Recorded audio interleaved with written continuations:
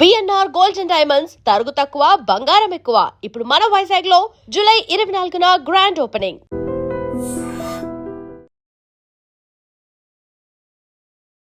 నమస్కారం. I dream ప్రేక్షకులకు స్వాగతం, సుస్వాగతం. గురువు గారు, మరి వారాహి నవరాత్రుల్లో 3వ రోజు అమ్మవారు ఏ రూపంలో దర్శనమిస్తున్నారు, అలాగే పూజ, నైవేద్యం, దీనికి సంబంధించిన విశిష్టతలు ప్రతిదీ మా వ్యూయర్స్కి ఒకసారి చెప్తారు? తప్పనిసరిగా. ఆషాఢ శుద్ధ తదియ అంటే 3వ రోజు. ఈ రోజున అమ్మవారి అవతారం బృహద్వారాహి అంటారు. బృహద్వారాహి అంటే మనం గొప్పది, పెద్దది అని చెప్పుకోవచ్చు. ఇప్పుడు ఏదైనా కార్యం చేసేటప్పుడు బృహత్ కార్యం అంటారు. అంటే సత్కార్యం, పెద్ద పని, అందరికీ పనికొచ్చేటువంటి పని అని అర్థం. బృహత్ అంటే అర్థం ఏంటంటే అందరికీ పనికొచ్చేటువంటి శక్తి అని అర్థం. అమ్మవారిని బృహద్వారాహి అంటారు.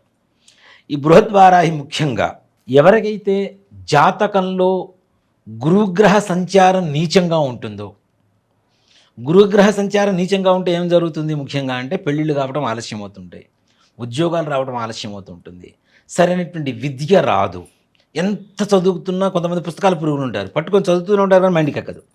అవును, అలా కొంతమంది ఉంటారు. అలాంటి వాళ్ళకి ముఖ్యంగా గురుగ్రహ అనుగ్రహం చాలా అవసరం. వీళ్ళకి ఉన్నత ఉద్యోగాలకి ఇట్లాంటి వాటికి కూడా గురుగ్రహ అనుగ్రహం చాలా అవసరం.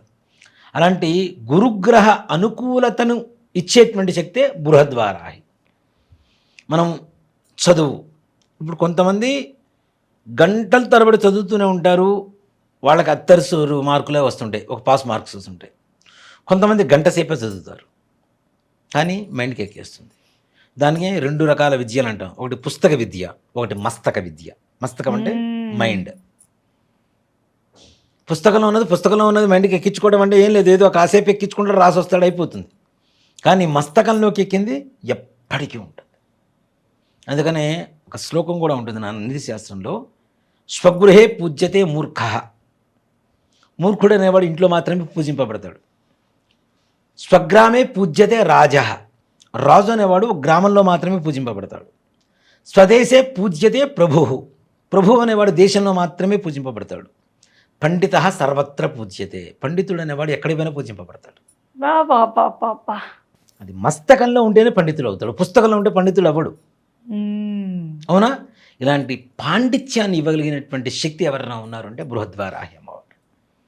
చదివింది ఏకసంతాగ్రహం అంటాను చూడండి. ఏకసంతాగ్రహాలు ఒకసారి చదవగానే మణికి ఎక్కేస్తుంది. జస్ట్ బుక్ చూడగానే అంతే, ఓకే కంటెంట్ రా. ఇప్పుడు మొన్న మధ్య రోబో సినిమాలో చూపిస్తారు చూడండి, తిరిగేస్తాడు. ఆ టైప్ అనమాట. వాళ్ళని ఏకసంతాగ్రహం అంటారు. ఒక్కసారి వింటే చదివినా విన్నా వాళ్ళ మైండ్లోకి ఎక్కేయాలి. అలాంటి శక్తిని ధారణా శక్తిని ఇచ్చేటువంటి అమ్మవారే బృహద్వారాహి.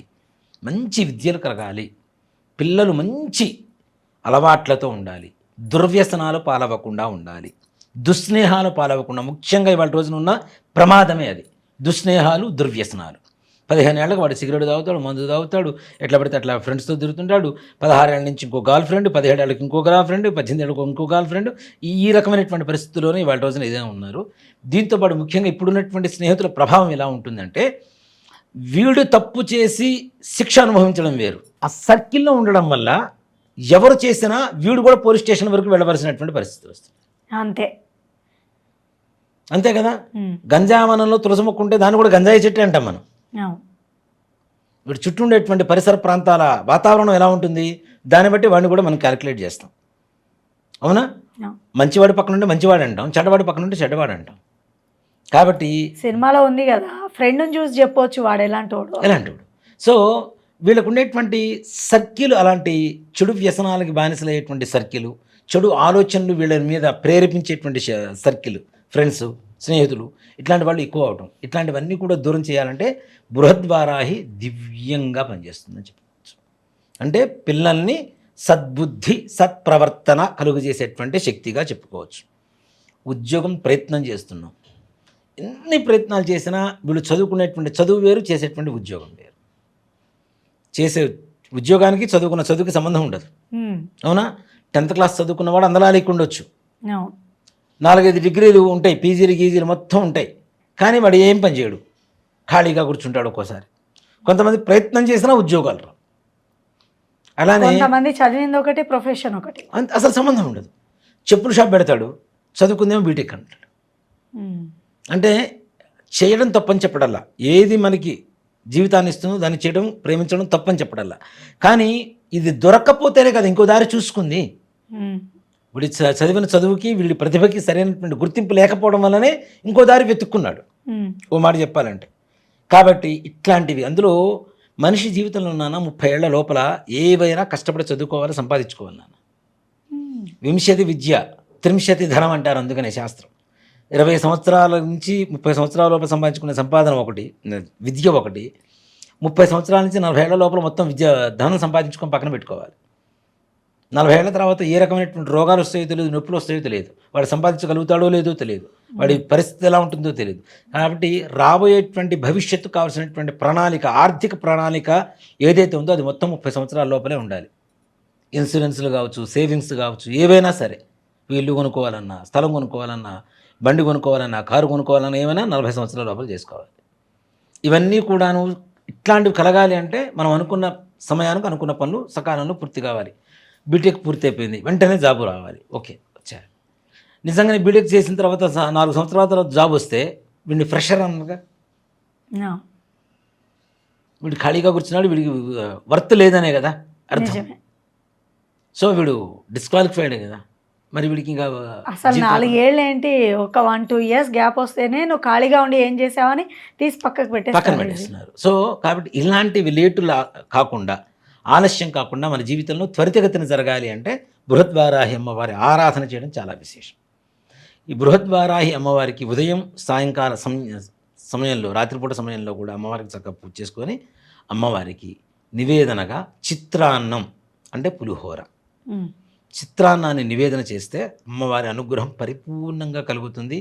విద్య, ఉద్యోగం, సద్బుద్ధి, సత్ప్రవర్తన, దుష్ట వ్యక్తుల నుంచి దూరంగా ఉండగలిగేటువంటి పరిస్థితి, ఆలోచన స్థితి, జ్ఞానాజ్ఞాక వివేకం, జ్ఞానం అజ్ఞానం ఈ రెండింటికి ఏంటి తేడా అని తెలుసుకునేటువంటి వివేకం కలిగి ఉండటం బృహద్వారాహి వల్ల కలిగేటువంటి గొప్ప లక్షణంగా చెప్పుకోవచ్చు. అలాగే అమ్మవారికి ఆరాధన చేసిన తర్వాత ఈ కందదీపం, ఈ నైవేద్యం అన్నీ పెట్టిన తర్వాత తప్పనిసరిగా ఏ వారాహి అమ్మవారికైనా మంత్రం ఒకటేనా అన్న. ఎందుకంటే నవవారాహి అమ్మవార్ల మంత్రాలు ఇస్తే రోజు జపం చేయాలంటే కష్టం. ఇంకోటి కూడా చెప్తున్నా, ఒకసారి మంత్రాన్ని మనం విని నేర్చుకొని తర్వాత నవరాత్రుల వరకు చదువుకున్నాం, తర్వాత పక్కన పడేద్దాం అనుకోవడానికి తప్పు. అమ్మవారి మంత్రం ఉపదేశం తీసుకున్నారా, పులి మీద స్వారీ చేస్తున్నట్టే లెక్క. ఒకసారి పులి ఎక్కాం, తిరుగుతూనే ఉండాలి, దిగితే ఏం చేస్తుంది, మనల్ని తినేస్తుంది. మంత్రం కూడా అంతే. ఒకసారి మంత్రం ఉపదేశం తీసుకొని జపం ప్రారంభిస్తే నిత్యం చేస్తూనే ఉండాలి. కనీసం 10 నిమిషాలు కావచ్చు, 5 నిమిషాలు కావచ్చు, 21 సారి అయినా సరే ఈ మంత్రాన్ని జపం చేసుకొని చక్కగా అమ్మవారి అనుగ్రహానికి పాత్రులై చక్కగా తరించవచ్చు. చాలా చక్కగా తెలియపరిచారు గురువు గారు. సో తెలుసుకున్నారు కదా, వారాహి నవరాత్రుల్లో 3వ రోజు అమ్మవారు ఏ రూపంలో దర్శనమిస్తారో, మనం ఎలాంటి పూజలు ఆచరించాలో, 3వ రోజు వారాహి అమ్మవారు ఏ రూపంలో దర్శనమిస్తారో తెలుసుకున్నారు కదా. మరి 4వ రోజు అమ్మవారు ఏ రూపంలో దర్శనమిస్తారో తదుపరి కార్యక్రమంలో తెలుసుకుందాం. అంతవరకు సెలవు, నమస్తే. And for more videos, Please subscribe to iDream. Please subscribe to iDream. Please subscribe iDream. And please subscribe to iDream. For more videos, subscribe to iDream. please like, share and subscribe to the channel. Congratulations, iDream. Subscribe to iDream. Subscribe to iDream. So subscribe to iDream Media. iDream ki iDream team andarki huge congratulations. Please subscribe iDream Media. Please subscribe to iDream. Subscribe iDream. Please subscribe to iDream. iDream అంటే నా కళల channel subscribe చేసుకున్న నోరు తిరుగుతలేదు, మీరైతే గంట గుర్తు కొట్టండి. For more such videos, please subscribe to iDream. Subscribe to iDream. Please subscribe to iDream. Please subscribe iDream Media. Please do subscribe to iDream. Please subscribe to iDream Media. For best entertainment and information, please subscribe iDream. And don't forget to subscribe to iDream.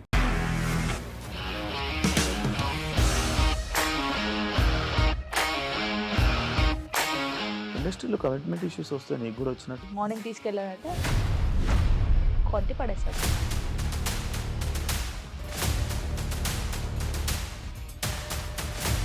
కళ్ళు కూడా చూడలేదు ఈ cinema అని చెప్పడానికి కూడా చాలా ధైర్యం కావాలి. అది నిజం కదా, దాంట్లో ధైర్యం ఏంటి ఇది? నెక్స్ట్ డే ప్లేట్ మార్చేస్తే తప్పు కదా. As of now we are comfortable this అని నేను అనుకుంటున్నాను. రష్మిక గారిది మీది ఒకే ఊరంట కదా?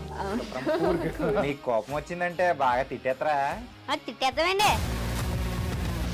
నిజంగా గేమ్ ని ఎలా చేంజ్ చేయగలిగారు? ఏపీఎస్ఎఫ్సి వాళ్ళకి 6 నెలల్లో నేను 6 లక్షలు కట్టా. బిజినెస్ చేయాలనుకుంటే it is as difficult as riding a tiger.